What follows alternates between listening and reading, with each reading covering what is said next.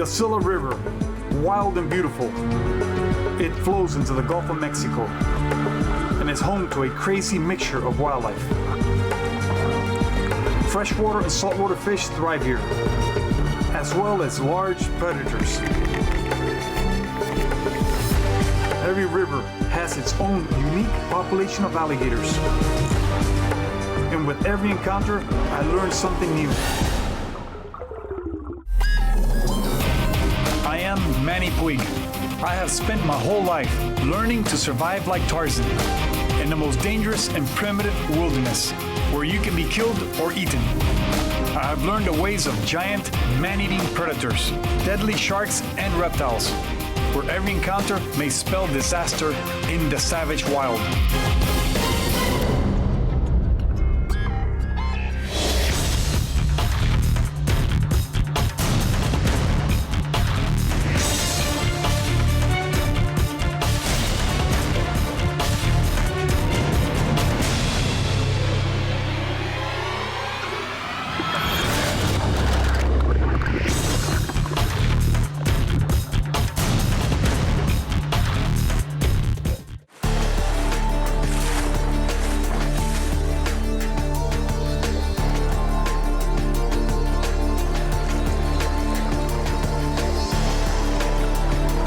This is the Osceola River, one of the wildest rivers in Florida. It empties into the Gulf of Mexico and extremely affected by the tides. And because of that, the wildlife in here is incredible. It's full of saltwater fish in here, freshwater fish. You have sharks, you have alligators, you have all kinds of freshwater and saltwater species. The Osceola is one of those rivers that for a diver can be pretty intimidating. It's one of my favorite places to dive, but if you're not careful, you can find yourself in a cave that you didn't know was there. The bottom of this river is full of karst formations, these limestone formations that have been hollowed out over thousands of years. And in these formations, sometimes you find big fish, sometimes you find giant alligators. You never know what's going to be waiting for you on the bottom. So as soon as you leave the boat, you hope for the best, but you never know what you're going to expect. Another thing that's awesome about this river is its wildlife on the banks. You're constantly seeing wild boar, you're constantly seeing big rattlesnakes, birds of prey like ospreys and eagles, owls, red-shouldered hawks. This is one of those places where as soon as you're here, you feel like you've gone back in time. It's old Florida the way it used to be, and it still has it. The air temperature is 47 degrees and the water is about 70, but I'm not really a cold weather type of individual. I like it medium. Can you make sure that my flap? Sure will. Is the flap right? Yep. Okay.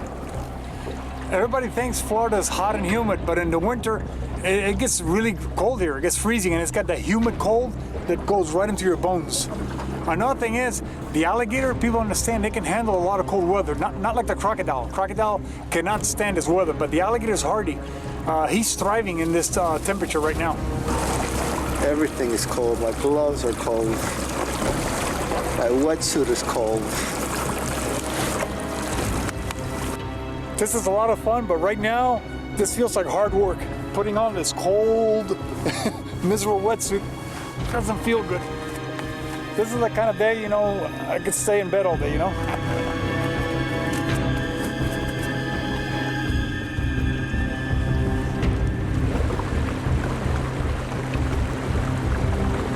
As we continue downriver, I keep an eye on the shoreline for any sign of wildlife. And it isn't long before I spot an alligator. He ducks under as we approach. This will be my first encounter with an Osceola River alligator.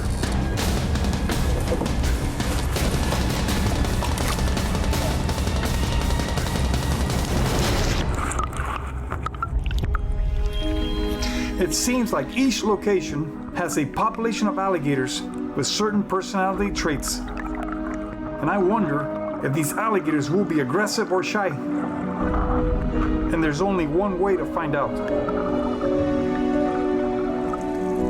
The water is cold and murky.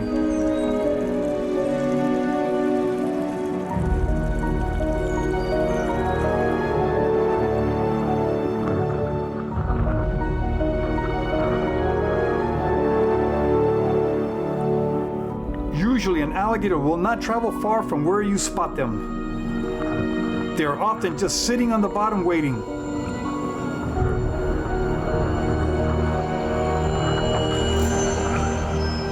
But I see no sign of this alligator, so I keep moving.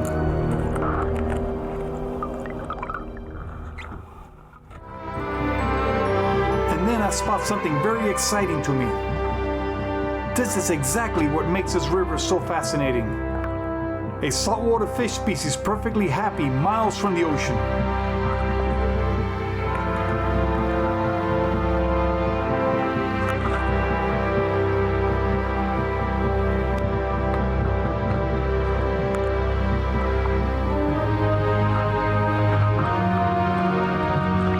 Those are juvenile mangrove snapper.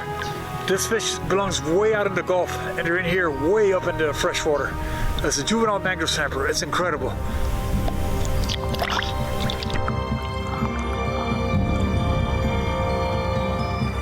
We continue our search for the alligator.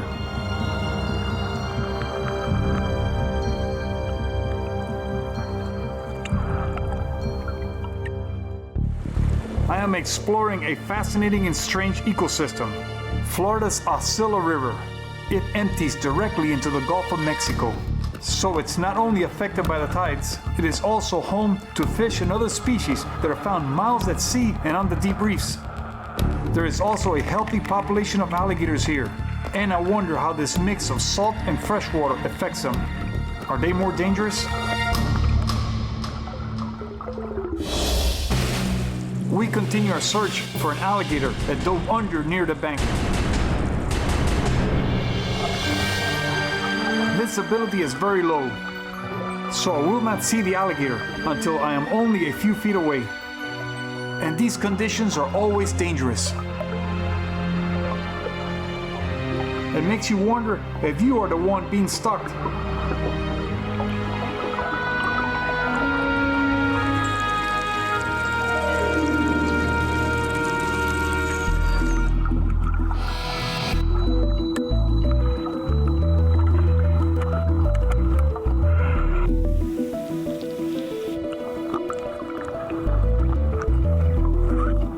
Find an alligator.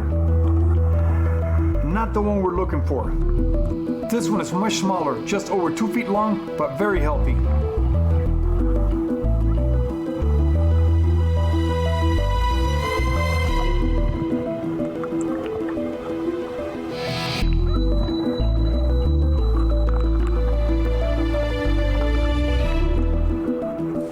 Yeah, we've seen the first alligator of the day underwater. It's about this big. Nice little guy just sitting right there, motionless. He's getting video on it right now.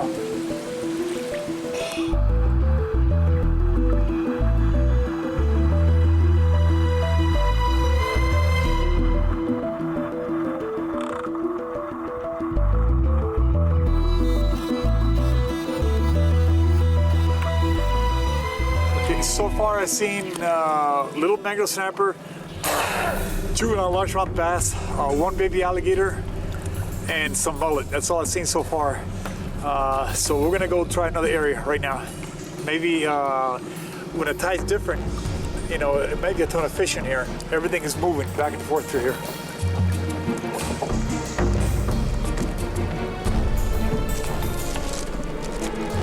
Quit it. There's an alligator right over there on the bank. Okay, the challenge here is what are the alligators in this area going to do? Do they have dens in here? Do they go to the deeper water? Do they go into the weedy areas? I have no idea what they're going to do. Everywhere I go, alligators do different things in different terrains, different waters. It's always a challenge. I have no idea what's going to happen right now. Yeah. I don't know how aggressive they can be either. This is totally new for me, alligators in this area. I'm in a complete different place.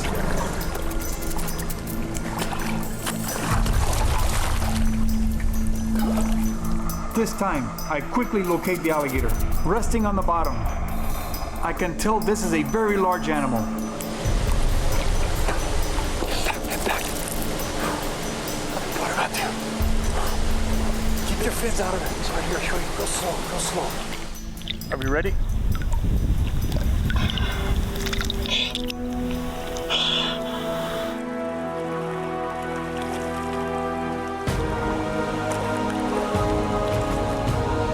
The alligator is moving, leaving a mud trail behind him that we can easily follow.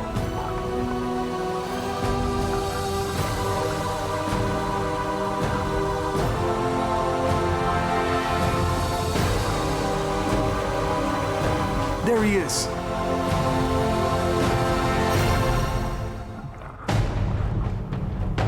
He seems wary of us. And before I can approach him, he moves off again.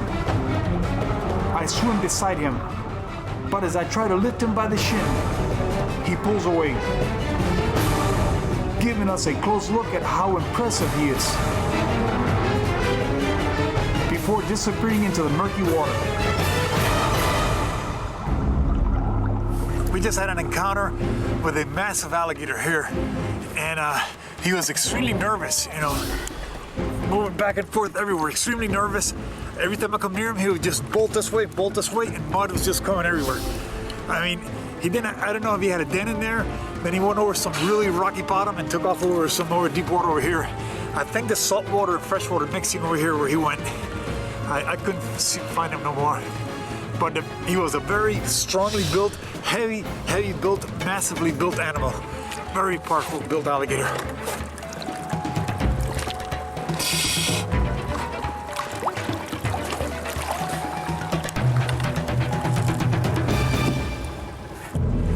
I am exploring Florida's Osceola River, and it is proving both challenging and very rewarding. We have encountered both freshwater and saltwater fish, and a massive alligator who seems very shy and anxious. And I wonder if this is typical of the alligators that live in this murky water, where saltwater and freshwater are constantly mixing.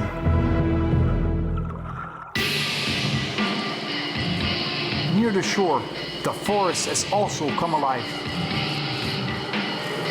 We just saw a pack of wild hogs in there. This place is incredible.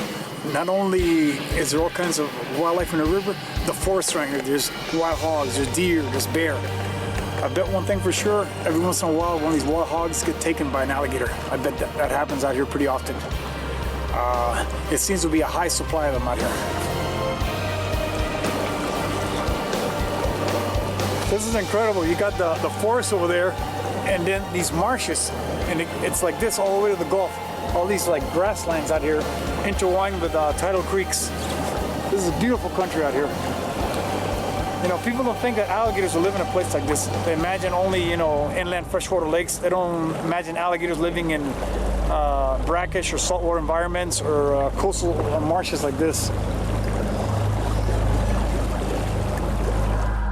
I spot an alligator resting on the bank, and I decide to see how approachable he is.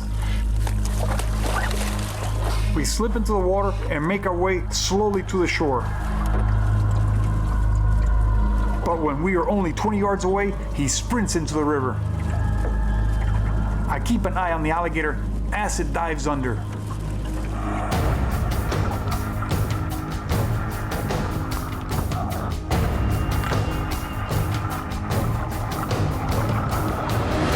And there it is, barely visible in a murky mixture of salt and fresh water.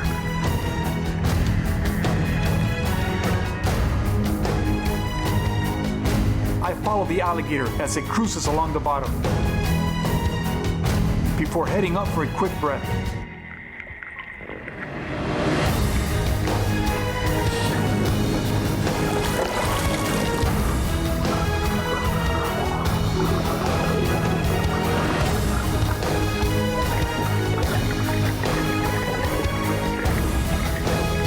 Quickly locate the alligator again,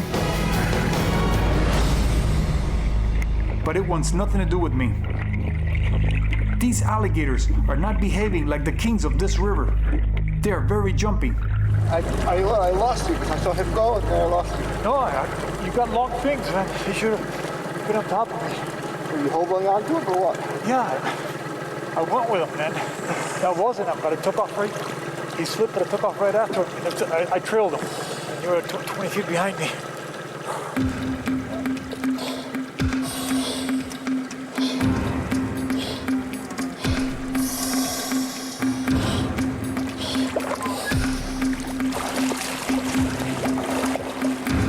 dive again, hoping to find the alligator, when I see something very strange. Like my eyes are playing tricks on me. I see two remoras on a huge boulder that's moving. It's a manatee. And it comes by to say hello and see what all the commotion is about. Manatees are federally protected and I never touch them. They are curious, gentle creatures and always a joy to encounter. Look at him come up to say hello.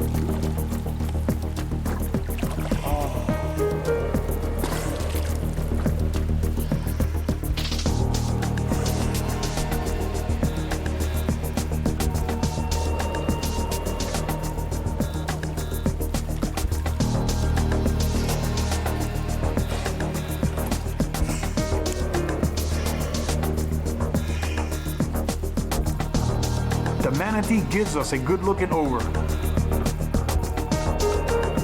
And then it disappears into the murky water.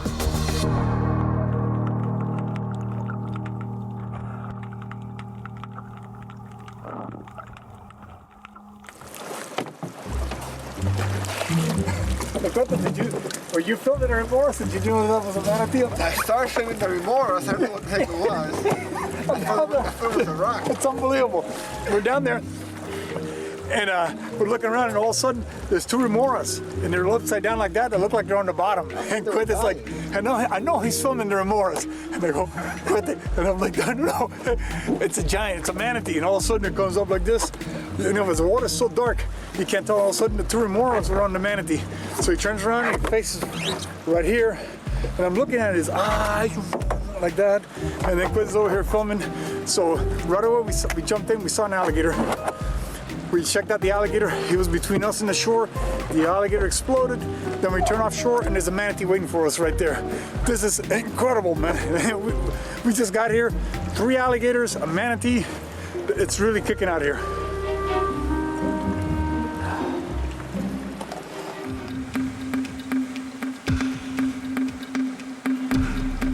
We just seen an alligator dive in the water. Right over there, he's on top of the weeds. So he went in the water, I have no idea. I'm gonna see if I can track him and find him down there. It's always a challenge to do that. Another game.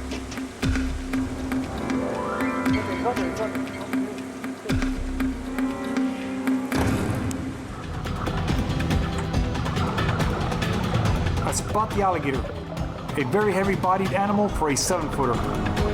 They are definitely eating well here. This time I try a different approach. Gently lifting the alligator by the shoulders, but no way.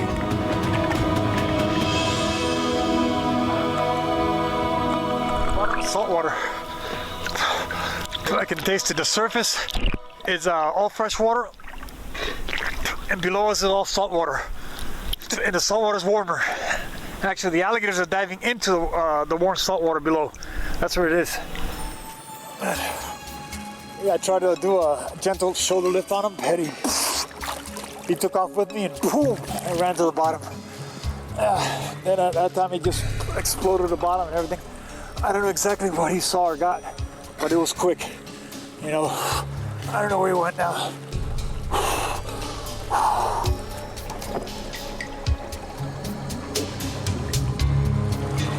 In this section of the river here, look how high the canopy is.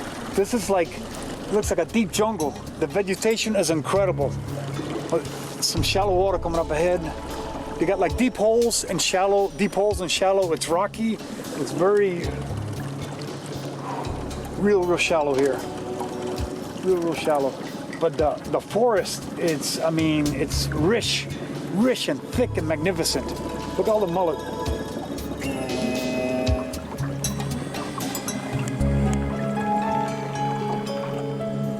So far, the alligators I've encountered, none of them went into dens. They're all going to deep holes in the river. This river has very deep holes, like 25 feet deep or deeper. But in here, definitely I can tell you there's an alligator den right there. I can just look and know that there's a dugout in there. An alligator den can go back 20 feet in there. I mean, you can only go back so far. Some of them I've been in there with a flashlight before and been in there. This water is so dark though, it'll be very, very hard to see in there. There could be a gator inside that den right now. It could be a 6-foot alligator or it could be a 12-foot monster in there right now. We have no idea.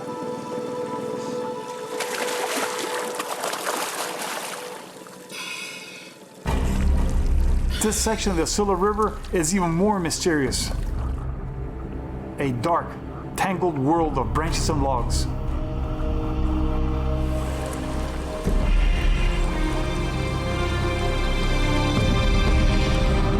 Schools of mullet swarm around us. And along the bank, spotted gar are everywhere. This is a fantastic underwater adventure. I feel like I am in an alien world.